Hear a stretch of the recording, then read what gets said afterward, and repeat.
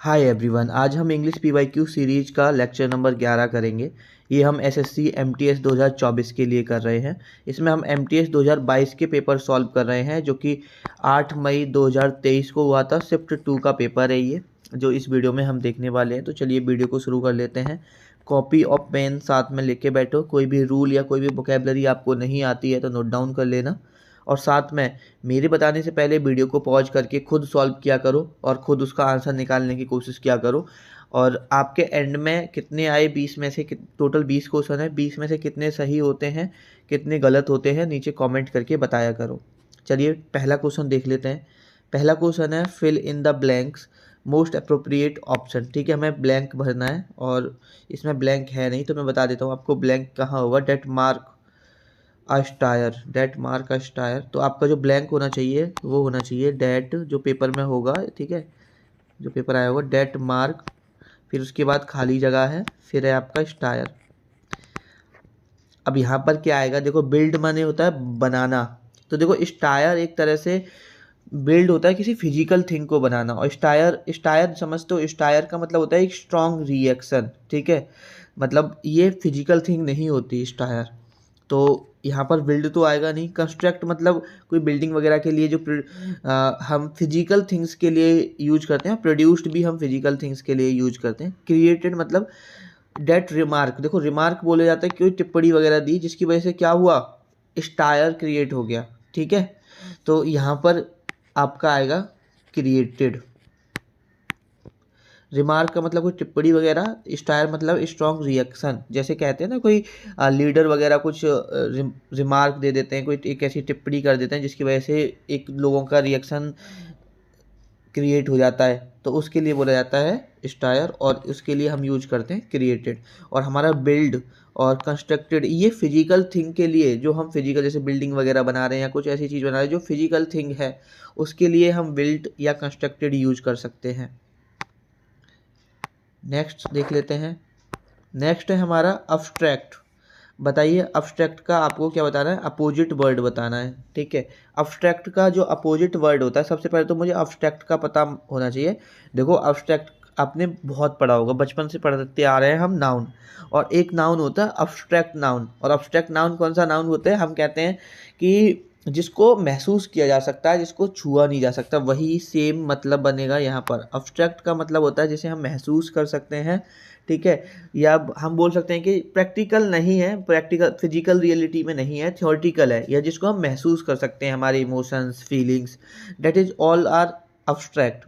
तो इसका अपोजिट बताना है। अब अपोजिट क्या होगा, जिसको हम छू सकें, महसूस कर सकें।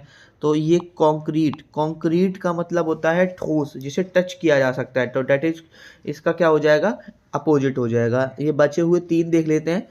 ट्रांसेंड माने क्या होता है, बताओ। ट्रांसेंड मतलब होता है to go beyond the limit, मतलब अपनी जो तुम्हारी लिमिटेशंस हैं उनसे परे जाना, मतलब अपनी लिमिटेशन से भी आगे जाना, परे मतलब जैसे अगर आपकी लिमिटेशंस अभी भी 4 घंटा पढ़ने की थी, अभी आप पेपर आने वाला है, तो आप अपनी लिमिटेशंस को क्रॉस कर रहे हो, आप 8 घंटे पर डे पढ़ रहे हो। That is called transcend, go beyond the limits. उसके बाद रोमांटिक, सबको पता होगा। यूटोपियन, यूटोपियन की का मतलब होता है कोई भी चीज़ परफेक्ट होना, और ये नेगेटिव वर्ड होता है, मतलब ये एक तरह से कोई भी चीज़ परफेक्ट हो ही नहीं सकती, तो इसलिए ये अनरियलिस्टिक होता है। ठीक है,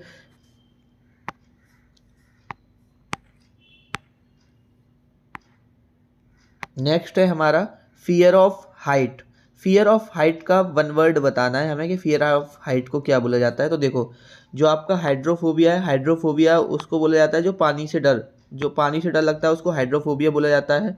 एक्रोफोबिया, ऊंचाई से डर, मतलब फियर ऑफ हाइट। तो इसका आंसर हो जाएगा एक्रोफोबिया। और अगर मैं बचे हुए 2 देख लेता हूँ, वैक्सीनोफोबिया।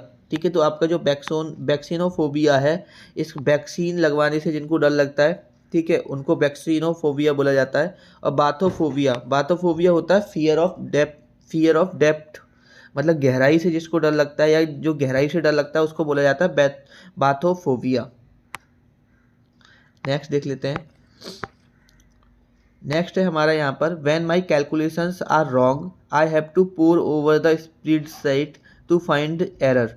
मतलब कि जब मेरी कैलकुलेशंस रॉन्ग होती हैं, ठीक है, तो I have to pore over the spreadsheet to find the, spreadsheet जानते हो एक्सेल को बोला जाता है, ठीक है, जो हमारे कंप्यूटर में एक्सेल होता है, कि मैं एक्सेल का यूज करता हूँ एरर निकालने के लिए।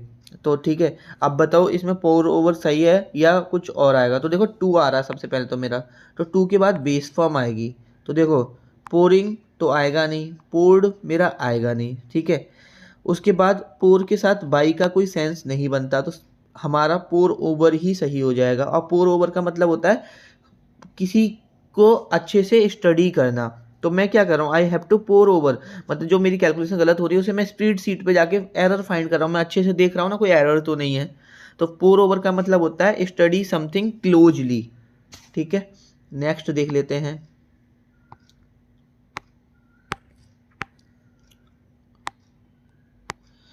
We talked about writing a will. हम विल जानते हो ना, विल क्या होता है, जो हमारा जायदाद वगैरह की प्रॉपर्टी वगैरह जो होती है, जो लिखा जाता है, that is called will. We talked about a writing a will but it was one of the best thing. देखो ये एरर तो हम कई बार कर चुके हैं। वन ऑफ द के बाद मैं बता चुका हूँ, वन ऑफ द के बाद जो नाउन आता है वो प्लूरल आता है, ठीक है। One of the best thing नहीं, थिंग्स आएगा। बेस्ट तो मेरा एडजेक्टिव हो गया, और मुझे नाउन कैसा चाहिए, प्लूरल, ठीक है, क्योंकि मैं बहुत सारी चीज़ों में से एक चीज़ की बात कर रहा हूँ। जैसे मैं कह दूँ वन ऑफ द मैन, तो देखो मैन प्लूरल ये होता है। देखो मैन जानते हो ना, मैन एक चीज़ और बता देता हूँ, मैन ये सिंगुलर होता है, इसका मैंस नहीं होता, इसका होता है MEAN, बहुत सारे लोगों में से एक। वन ऑफ द पीपल्स, ठीक है, इस तरह से हम बोल सकते हैं। तो बहुत सारों में से, बहुत सारी बेस्ट थिंग में से एक, ये इसका सेंस निकलता है। तो यहाँ पर हमेशा वन ऑफ द के बाद क्या आएगा, प्लूरल आएगा, ये चीज़ हमेशा याद रखना। नेक्स्ट देख लेते हैं। नेक्स्ट है यहाँ पर आपका Ram is like the kings before him. तो देखो राम इज, नो तो आएगा नहीं, इसका तो कोई सेंस नहीं बनता। नॉर जब आएगा जब मेरा नाइदर होगा, नाइदर एंड नोर, ठीक है, पहले नाइदर आता है फिर नॉर आता है, तो यहाँ तो आएगा नहीं। नन, नन 2 से ज़्यादा लोगों के लिए यूज होता है, तो वो तो यहाँ तो सिर्फ एक राम ही है, ठीक है। तो यहाँ पर सिर्फ एक ही बचा, जो कि बहुत आसान है, कि इज के साथ नॉट ही आएगा। Ram is not like the kings before him, उसे अपने आगे राजा पसंद नहीं है राम को। If there is no error select no error, ठीक है। सेंटेंस हमारा शुरू होता है यहाँ से, if Tom was here he could have solved the issue, कि अगर टॉम यहाँ होता तो ये इशू को वो सॉल्व कर देता। तो ये कैसी सिचुएशन है, अनरियल सिचुएशन है, मतलब हाइपोथेटिकल सिचुएशन है। जब टॉम है ही नहीं तो सॉल्व कैसे करेगा। जैसे हम बोलते हैं ना, भाई ये तुमसे नहीं हो रहा, अगर वो होता तो ये काम कर देता, इस तरह से। मतलब जो अनरियल सिचुएशन होती हैं, जो कभी सच हो ही नहीं सकती, जो सच है ही नहीं, जो हम सिर्फ अपने दिमाग में इमेजिनेशन कर रहे हैं, हाइपोथेटिकल सिचुएशन है, अनरियल सिचुएशन है। तो ऐसे के लिए हम क्या इन सेंटेंस टेंसेस को क्या बोला जाता है, कंडीशनल। और ऐसे टेंस के लिए हमेशा क्या आता है, वाज नहीं आता, वर यूज होता है। चाहे सिंगुलर नाउन है चाहे प्लूरल नाउन है, हमारा हमेशा वर यूज होता है। तो लिख लो कि हाइपोथेटिकल या अनरियल सिचुएशन में वर यूज किया जाता है। देखो मैं पूरा समझा देता हूँ, ये इम्पोर्टेंट है पेपर के पॉइंट ऑफ व्यू से, काफ़ी बार पूछा जाता है। हम पूरा एक बार देख लेते हैं, इसको अच्छे से दिखाते हैं आपको। थोड़ा सा स्पेस लेके, ठीक है। जैसे देखो जो हमारे वर होता है, पहली बात तो लिख लो, जो वर होता है वो हमारा अनरियल सिचुएशन को दिखाता है, ठीक है, अनरियल सिचुएशन को। जैसे मैं बताता हूँ, इफ़ आई वर रिच, ठीक है, मैं I would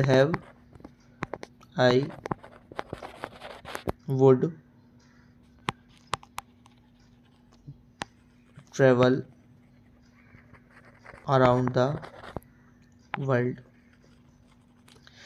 if I were rich, अगर मैं अमीर होता, ठीक है, I would travel around the world, मैं पूरी दुनिया घूम रहा होता। तो ये वर क्या है, मैं ना तो मेरी अनरियल सिचुएशन है, मैं ऐसा इमेजिनेशन कर रहा हूँ, मैं सोच रहा हूँ, ना तो मैं अमीर हूँ, ठीक है। तो मैं ऐसा क्या कर रहा हूँ, मैं सोच रहा हूँ। तो ऐसी सिचुएशन के लिए हमेशा जब यहाँ पर आई के बाद दूसरे सेंटेंस में वुड यूज करते हैं हम, तो हमेशा यहाँ वर यूज करते हैं। If I were rich I would travel around the world. Unreal situation, hypothetical situation में हमेशा वर यूज होता है, और हमेशा ये प्रेजेंट में यूज होता है, जब मैं प्रेजेंट में कोई एक सिचुएशन ऐसी सोच रहा होता हूँ। ठीक है। एक और इसे बोलते हैं हम सेकंड कंडीशनल। एक होता है थर्ड कंडीशनल, वो भी समझ लो, वो भी इम्पोर्टेंट है। ठीक है। उसमें एक सेकेंड मैं समझा देता हूँ, इसे हम रफ कर लेते हैं। उसमें क्या होगा, उसमें हम पास्ट में रह के पास्ट की बात करेंगे। जैसे कि मैं आपको एक एग्जांपल से समझाता हूँ। जैसे हम एक एग्जांपल ले लेते हैं कि if she had been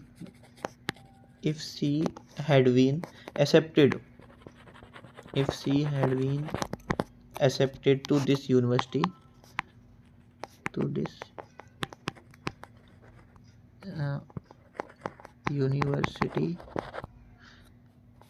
she would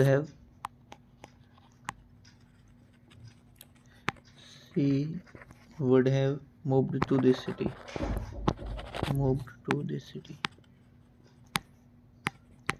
तो देखो, इसे बोला जाता है थर्ड कंडीशनल। यहाँ पर आता है हैड बीन। अगर आपका वुड हैव, ठीक है, आपका वुड हैव आए यहाँ पर, या आपका कुड हैव आए, माइट हैव आए, तो यहाँ हमेशा क्या आएगा, हैड बीन आएगा। और हैड बीन क्या दिखाता है, if she had been accepted to this university, अगर वो ये यूनिवर्सिटी एक्सेप्ट कर लेती, मतलब ये मैं पास्ट की बात कर रहा हूँ, अब की बात नहीं। एक तो होता है कि मेरे पास पैसा होता, मैं अमीर होता, मतलब मैं प्रेजेंट की बात कर रहा हूँ कि अभी मैं अमीर होता तो मैं पूरी दुनिया घूमता। एक होता है कि वो पास्ट में बात कर रहे हैं कि पास्ट में अगर मतलब उसने ये यूनिवर्सिटी एक्सेप्ट कर ली होती तो वो इस सिटी में होती। तो ये दोनों, ये हम पास्ट की बात कर रहे हैं। पास्ट इमेजिनेशन दिखाने के लिए हैड बीन, और यहाँ पर would have, could have, might have आता है। और प्रेजेंट इमेजिनेशन दिखाने के लिए यहाँ पर वर, और यहाँ पर आपका वुड, कुड, माइट, ये सब आते हैं। ठीक है। उसके बाद नेक्स्ट देख लेते हैं हम। तो इसमें एरर तो आपको पता ही चल गया ना कि यहाँ बाज की जगह पर आएगा। ठीक है। उसके बाद नेक्स्ट है हमारा a person who easily believes demanding proof, मतलब who believes without demanding proof. ठीक है। एक ऐसा इंसान जो आसानी से मतलब भरोसा कर लेता है, उसे कोई प्रूफ की जरूरत नहीं है, जिसको हम हिंदी में बोला जाता है कि भाई वो तो बहुत भोला भाला है। तो इसके लिए क्रेड्यूलस होता है। ठीक है। क्रेड्यूलस मतलब भोला भाला व्यक्ति जो आसानी से किसी की बातों में विश्वास कर लेता है, जो कि आज के टाइम में नहीं करना चाहिए। कॉस्मोपॉलिटन मतलब होता है कि वो कई देशों में रह चुका है और पूरे दुनिया को अपना ही एक ही देश मानता है कि भाई सारे एक ही देश है। ठीक है। विश्ववासी जो कई देशों में रह चुका है और पूरी दुनिया को एक ही देश मानता है, उसको उस इंसान को रेफर किया जाएगा कॉस्मोपॉलिटन। वेरी का मतलब होता है अलर्ट रहना, कॉशियस रहना, डेट इज कॉल्ड वेरी। ठीक है। उसके बाद है हमारा यहाँ पर स्ट्रीट वाइज मतलब जिसको सड़कों की नॉलेज होना। ठीक है। जैसे शहरों में छोटी छोटी गलियां होती हैं, किधर से किधर को निकल जाओ, एक नया व्यक्ति जाता है तो उसे बहुत दिक्कत होती है। एक देखना जो वहाँ पहले से रह रहा है वो आपको किस छोटी छोटी गलियों में से निकाल के ले जाएगा, तो that is called streetwise. Next है हमारा, हमें नो स्पेलिंग एरर देखना है। फ्यू एग्जाम्पल, तो पहले में एग्जाम्पल की स्पेलिंग गलत है। ठीक है। दूसरे में एग्जाम्पल की स्पेलिंग सही है बट इलस्ट्रेट की स्पेलिंग गलत है। तीसरे में आपकी इलस्ट्रेट की स्पेलिंग सही है, एग्जाम्पल की स्पेलिंग सही है, तो तीसरा आपका यहाँ पर सही हो जाएगा। नेक्स्ट देख लेते हैं हम। नेक्स्ट है हमारा टू योर सेल्फ वर्थ, मतलब write down some things that are positive about yourself. वो बेसिकली ये कह रहा है कि अपनी सेल्फ वर्थ देखो और अपने बारे में कुछ पॉजिटिव चीज़ें लिखो। तो ओवरलुक का मतलब होता है ध्यान ना देना। तो सेल्फ वर्थ के बारे में ऐसा तो वो तो देखने के लिए कह रहा है। ठीक है। अपनी पहचानने के लिए कह रहा है, और अब फिर बोल रहा है कि अपने बारे में कुछ लिखो, तो ओवरलुक ध्यान ना देना ऐसा तो आएगा नहीं। रेपुडाइट बताओ, रेपुडाइट क्या होता है? रेपुडाइट मतलब होता है रिजेक्ट करना, तो ऐसा भी नहीं आएगा। सैंक्टिफाई होता है पवित्र करना, तो ऐसा भी नहीं आएगा। अफर्म का मतलब होता है कोई चीज़ स्टेट करना, फर्मली कहना, कोई डिक्लेयर समथिंग, मतलब अपने बारे में कुछ डिक्लेयर करना। तो यहाँ पर यही आएगा कि to affirm your self worth, अपनी सेल्फ वर्थ देखो, स्टेट फर्मली मतलब पहचानो, write down some things that are positive about self, and कुछ ऐसी चीज़ें लिखो जो तुम्हारे बारे में पॉजिटिव है, अच्छी बातें हैं जो तुम्हारे बारे में। तो यहाँ पर क्या आएगा, एक ही वर्ड आएगा, अफर्म। तो अगर आप लिखना चाहते हो इन सबका मतलब लिख लो। ओवरलुक मतलब ध्यान ना देना, रेपुडाइट मतलब होता है आपका रिजेक्ट करना, ठीक है। सैंक्टिफाई मतलब होता है पवित्र करना, अफर्म मतलब होता है स्टेट फर्मली या टू डिक्लेयर समथिंग।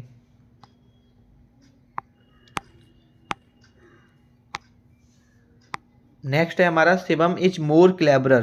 तो देखो मोर भी है और क्लेबरर भी है। सबसे पहले अगर देखो हम कंपैरेटिव डिग्री बनाते हैं तो या तो मैं क्लेबरर लिख लूँ, ठीक है, मैंने इसको ई आर लगा के कंपैरेटिव डिग्री बना दी, या फिर मैं इसे ऐसे लिख दूँ मोर क्लेवर,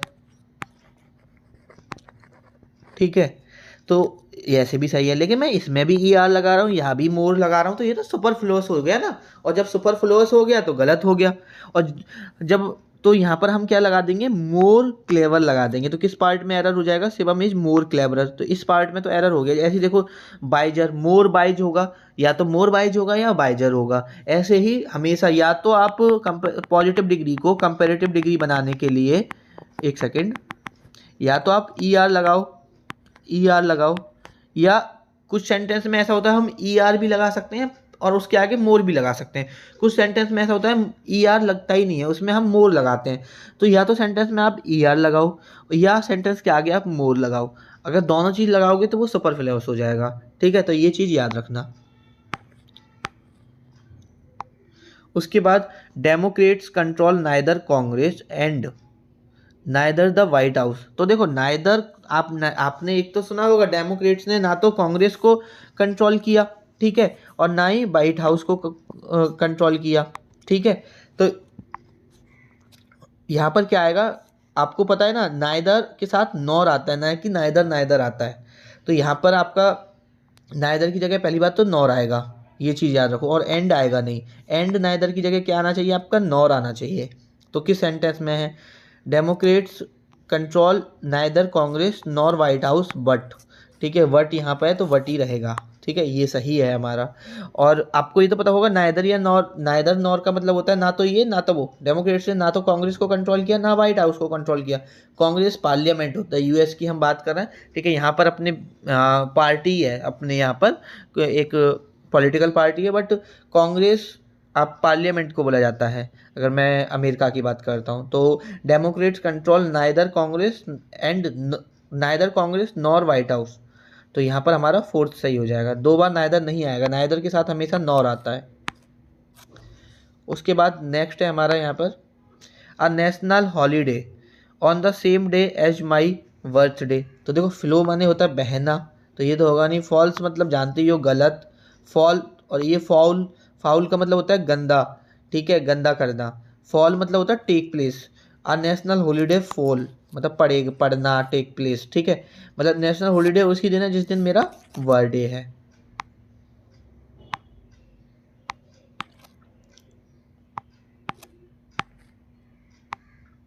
नेक्स्ट है हमारा यहाँ पर the pillar of light has faded. Faded का मतलब होता है धीरे धीरे चीज़ें कोई डिक्रीज होना। जैसे जो लाइट, पिलर ऑफ लाइट है, वो क्या हो रही है, धीरे धीरे कम होती जा रही है उसकी रोशनी, ठीक है। मुरझाना, फेडेड का मतलब मुरझाना, कोई चीज़ डिक्रीज होना धीरे धीरे, उसको फेडेड यूज किया जाता है। अब मुझे इसका एंटोनियम बताना है, तो ग्रोन, ग्रोन का मतलब होता है कोई चीज़ धीरे धीरे इंक्रीज होना, डेवलप्ड होना, तो ये एंटोनियम हो जाएगा। पेंट तो जानते ही होगे, पेंटेड जो दीवार पर पेंट करते हैं उसको पेंटेड बोला जाता है। बैनिस्ड का मतलब होता है डिसअपेयर होना, कोई चीज़ खत्म हो जाना, ठीक है, डिसअपेयर हो जाना। मेल्टेड का मतलब कोई चीज़ पिघलना, मेल्ट हो जाना, ठीक है। तो ये आपको पता होगा। नेक्स्ट देख लेते हैं हम, सिलेक्ट द मोस्ट अप्रोप्रिएट सिनोनियम। हमें सिनोनियम बताना है जेडेड का। तो देखो जेडेड का मतलब होता है आपका थका हुआ, थका हारा। तो फटीक का मतलब भी यही होता है, थका हारा। तो ये सिनोनियम हो जाएगा, सिनोनियम ही पूछा था। वीजाइल्ड, वीजाइल्ड मतलब किसी को चार्म करना, ठीक है, किसी को मोहित करना। और ये ज़्यादातर यूज होता है नेगेटिव वे में, कि किसी अपने किसी काम के लिए किसी को मोहित करने के लिए जब हम वर्ड यूज करते हैं वो वीजाइल्ड करते हैं। अनवियर्ड, अनवियर्ड मतलब जो कभी थकता नहीं है, वियरीलेस जो कभी थकता नहीं है। इन दोनों का मतलब यही है यहाँ पर। मतलब अगर जेडेड का एंटोनियम देखा जाए तो अनबियर्ड भी हो जाएगा और वियरीलेस भी हो जाएगा। Choose the incorrectly spelt word. मुझे इनकरेक्टली स्पेल्ट वर्ड, देखो ये तो ब्लास्ट ठीक है, टोस्ट ठीक है, कास्ट ठीक है, जस्टिस की स्पेलिंग ये ना होके ये होती है, तो ये आपको पता होना चाहिए। The sun was shining through the window. The sun, देखो ये पास्ट कॉन्टिन्यूस है कि जो सन है वो साइन कर रहा था थ्रू द विंडो, तो यहाँ पर सन के साथ वाज आया सही है, वाज के साथ आपका आईएनजी लगी है वर्ब में, ये भी सही है, तो नो इम्प्रूवमेंट आपका यहाँ पर होगा। आर यू किडिंग, किडिंग का मतलब मजाक करना, क्या तुम मजाक कर रहे हो। आर यू किडिंग मतलब जोकिंग, सिनोनियम पूछा है ना, ठीक है ना, जोकिंग आ जाएगा। Walk on the ear, walk on the ear का मतलब क्या होता है, बहुत ज़्यादा खुश होना, to be extremely happy. Walk on the ear का मतलब होता है to be extremely happy. Next है बैट बिहाइंड द ईयर्स, ठीक है, बैट बिहाइंड द ईयर्स होता है to be young and without experience, मतलब बहुत यंग होना और बिना किसी एक्सपीरियंस के होना, कि जैसे कि किसी काम में हम बिल्कुल नए हैं और हमें कोई एक्सपीरियंस नहीं है, उसके लिए हम यूज करते हैं बैट बिहाइंड द ईयर्स, ये एक आपका इडियम्स और इसका मतलब ये है। ठीक है, आई होप आपको ये जो सेशंस हैं, ये जो हम कर रहे हैं लेक्चर्स, ये आपको पसंद आ रहे होंगे, रियली हेल्पफुल हैं, तो आप लाइक कर दिया करो, कमेंट करके बता दिया करो। एंड सेकंड थिंग, कोई भी सजेशन, कोई भी आपको लगता है कि मेरे को कुछ चेंजेस करना चाहिए, आप नीचे सजेशन दे सकते हो कमेंट बॉक्स में। चैनल को सब्सक्राइब नहीं किया है अभी तक कर लीजिए, पढ़ते रहिए, अपना ख्याल रखिए, आपसे मुलाकात होगी किसी दूसरे लेक्चर में।